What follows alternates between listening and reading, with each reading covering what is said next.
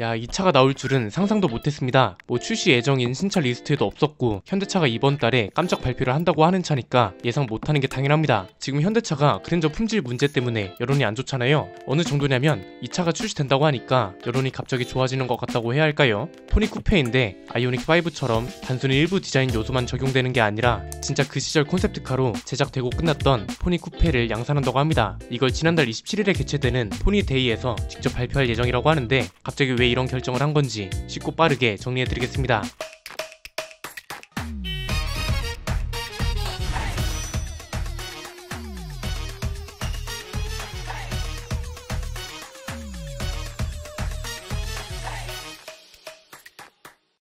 포니 쿠페를 기억하신 분들이 얼마나 많을지는 잘 모르겠습니다. 이렇게 생긴 콘셉트카였는데 아마 포니 쿠페라는 이름보다 들로리안이라는 이름으로 알고 있는 분들이 더 많을 수도 있습니다. 왜냐면 영화 백투더퓨처의 타임머신으로 나온 차가 들로리안 DMC-10이잖아요. 포니 쿠페 디자인을 조르제트 주지아루가 했는데 이 당시에는 진짜 파격 그 자체였기 때문에 다양한 자동차 지주사들이 비슷한 디자인을 내놨고 들로리안도 그중 하나였던 겁니다. 그래서 들로리안을 포니 쿠페의 양산형 버전으로 알고 있는 사람들도 많습니다. 사실 포니 쿠페는 콘셉트카에서만 끝날 차는 아니었습니다. 이 당시 현대차가 이렇게 파격적인 행보를 보였다는 게 놀라운데 원래는 양산까지 적극적으로 추진하던 차였고 실제로 양산형 디자인까지 만들어졌다고 합니다. 그래서 금형 제작하고 부품 개발 그리고 조립 설비까지 갖췄다고 하거든요. 이 정도면 진짜 양산 직전까지 갔다는 건데 결국 판매량이 저조할 걸로 예상하고 생산 계획을 모두 백지화해버렸습니다. 실제로 들로리안 DMC-12가 포니 쿠페의 양산 버전이라는 소리를 들을 수밖에 없었던 게 이 당시 들로리안이 포니 쿠페를 보고 감명을 받았다고 합니다. 그래서 이탈 디자인에 직접 비슷한 디자인을 요청해서 DMC-12를 만들었다고 하니까 사실상 포니 쿠페가 원본 디자인이라는 것도 틀린 말은 아니란 거죠. 현대차도 포니 쿠페를 직접 언급하기 시작했죠. 엠비전 74 콘셉트카 발표를 하면서 본격적인 언급이 다시 시작됐는데요. 포니 쿠페가 양산을 코앞에 두고 취소된 차라는 것도 직접 밝혔습니다. 세부 제어는 물론이고 설계 도면도 모두 완성된 상태였다고 하니까 진짜 아까운 차였던 거죠. 이게 실제 콘셉트카의 양산 버전 디자인입니다. 야, 이 당시에 이 차가 출시됐다면 엄청나게 센세이션 했을 것 같지 않나요? 이렇게 기억 속에서 포니 쿠페라는 차가 잊혀지고 최근에 와서 잠깐 언급되고 나서 다시 사라지나 싶었는데 현대차가 이번에 아예 포니 쿠페의 양산을 깜짝 발표한다는 거죠. 아니 대체 왜 스팅어도 단종되는 마당에 갑자기 포니 쿠페를? 이게 단순히 판매량 때문은 아닌 것 같습니다. 이유를 나름 추측해봤는데 크게 세 가지로 정리할 수 있습니다. 첫 번째는 일단 포니 쿠페를 어떻게 양산하겠다는 건지를 들어봐야겠죠. 현대차가 포니를 재소환하기 시작한 건 아이오닉 5 출시쯤이라고 보면 될 것 같습니다. 아이오닉 5를 본격적으로 공개하기 전에 포니 해치백을 전기 콘셉트카로 만들어서 공개했잖아요. 그래서 이 차가 아이오닉 5라고 생각하는 분들도 많았는데 아이오닉 5는 일부 디자인 요소를 채택하면서 포니를 개성하는 전기차라는 마케팅이 시작됐고 이때부터 포니가 본격적으로 재소환되기 시작한 겁니다. 뭔가 아이오닉 5는 포니를 개성했다고 하기에는 살짝 아쉬웠던 찰나에 어떤 차가 나왔나요? N비전 74 콘셉트죠. 이 차는 진짜 엄청난 찬사가 이어졌잖아요. 포니 쿠페가 가지고 있던 디자인 요소에 그 당시 파격적인 느낌을 현대적으로 재해석해서 오늘날 나올 수 있는 최고의 디자인을 뽑아냈다고 생각하는 차 중 하나거든요. 그래서 작년 12월에 2022 탑기어 어워즈에서 올해의 인기차로 선정되기도 했고 지난달에는 2023 IF 디자인 어워드에서 프로페셔널 콘셉트 부분 본상도 수상했습니다. 여기까지만 봐도 아실 겁니다. 포니 쿠페는 전동화 모델로 나올 가능성이 높은 상황입니다. 실제로 엠비전 74도 수소 하이브리드 롤링랩, 여기서 말하는 롤링랩은 움직이는 연구소라고 하는데 여기에 적용되어 있다고 하고요. 27일에 포니 쿠페 양산을 발표하고 이날 아예 양산형 모델도 공개한다고 하니까 벌써부터 기대가 되네요. 두 번째는 왜 갑자기 이런 결정을 했냐 이겁니다. 사실 그렇잖아요.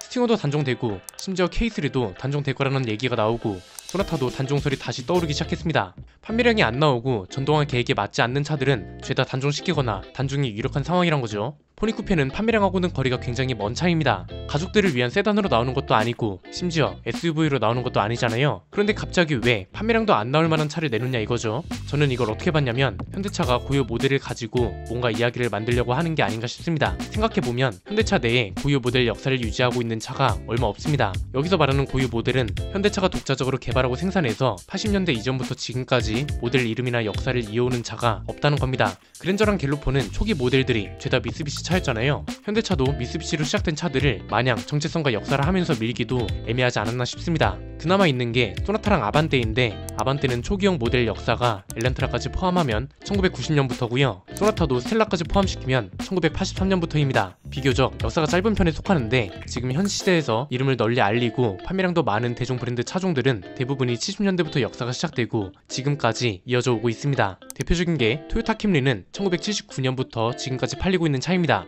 혼다 어코드도 1세대 모델 역사가 1976년부터 시작됩니다. 폭스바겐의 성공적인 차종 중 하나인 골프도 1세대 모델 역사가 1974년부터 시작되는데, 고유 모델인 것을 전제로 한 차종 중에 지금까지 잘 팔리고 있는 대부분의 차종들이 역사가 70년대부터 시작된다는 거죠. 얘네는 역사가 끊이질 않고 있어서 출시될 때마다 몇 년 동안 역사를 이어온 차고 이번에 몇 세대로 재탄생했다 이러면서 역사적인 이야기도 탄생 배경에 넣어주거든요. 이게 왜 중요한지는 뒤에서 자세히 설명해 드리겠습니다.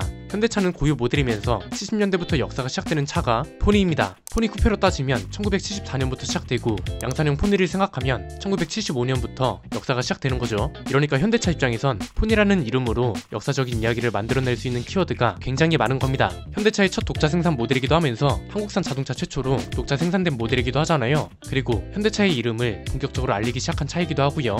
현대차 역사에서 빼놓을 수 없으면서 역사적인 키워드까지 갖춘 차가 포니라는 겁니다. 포니의 역사를 현대차나 캠리가 골프처럼 쭉 이어온 것은 아니지만, 오늘날 아이오닉5를 비롯해서 포니 쿠페 같은 차들을 통해서 역사를 다시 부활시키는 개념으로 이야기를 끌고 갈 수 있는 겁니다. 이렇게 되면 어쨌든 역사와 이야기의 시작은 1975년이 되는 거니까요. 세 번째는 이런 전략이 지금 와서 왜 필요하냐 이건데, 이게 장기적으로 보면 굉장히 중요합니다. 현대차가 작년 기준으로 글로벌 판매량 3위를 기록했잖아요. 영업이익은 올해 1분기를 기준으로 2위를 기록했습니다. 판매량하고 영업이익 1위를 위해서 꼭 필요한 과정이라고 생각한 게 아닌가 싶습니다. 이게 사실 포니 쿠페를 양산한다고 해서 포니라는 이름을 역사적 배경으로 한 아이오닉5나 포니 쿠페 같은 차들이 판매량이 급증하고 이렇게 해서 판매량과 영업이익을 글로벌 1위 수준으로 끌어올린다, 이런 개념이 아닙니다. 브랜드 역사라는 걸 가장 활용하기 좋은 건 어떤 차다? 대중적인 차가 아니라 비싼 차들이거든요. 영업이익을 1등으로 만들려면 둘 다 잘해야 합니다. 대중 모델 판매량이 늘어난과 동시에 비싼 차 판매량도 늘어야 한다는 거죠. 현대차 그룹으로 따지면 소나타나 아반떼 같은 차들이 판매량이 급증하면서 제네시스 판매량도 함께 올려야 한다는 겁니다.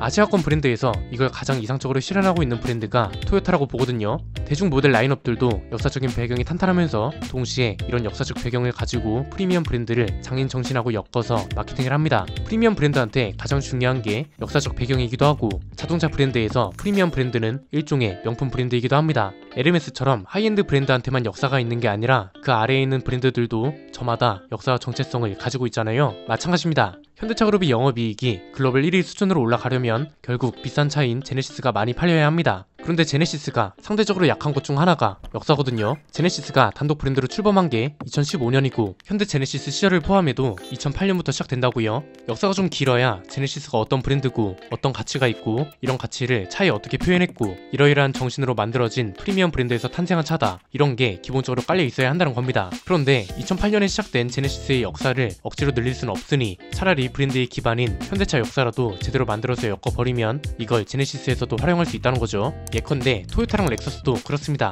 렉서스라는 브랜드가 설립된 건 1989년입니다. 벤츠는 1926년, BMW는 1916년에 시작됐다는 것에 비하면 프리미엄 브랜드 치고는 역사가 짧습니다. 그런데 렉서스의 기반인 토요타는 1937년부터 역사가 시작됩니다. 파생 브랜드니까 토요타의 역사까지 쳐도 나쁠 게 전혀 없다는 거죠. 프리미엄 브랜드한테 중요한 게 그 브랜드의 유서가 얼마나 깊은지, 이게 참 크게 작용하기 때문에 현대차도 브랜드로서의 제네시스 역사는 2015년부터지만 현대차 설립 역사까지 따지면 1967년부터니까 충분히 이야기를 만들 수 있는 겁니다. 이 문장을 굉장히 오랜만에 다시 꺼내보는데 한마디로 정리하면 소수가 결정한 이미지를 다수가 따라가는 거잖아요. 이걸 위해서 포나가 키워드를 삼아서 작업에 들어간 게 아닌가 싶습니다. 곧 양산형 모델이 공개된다고 하니까 실제로 현대차가 어떤 이야기를 만들어 갈지 지켜보면 될 것 같네요. 오늘 내용은 여기까지입니다. 내용이 유익하셨다면 구독과 알림 설정 부탁드립니다. 지금까지 저는 안피디였습니다. 감사합니다.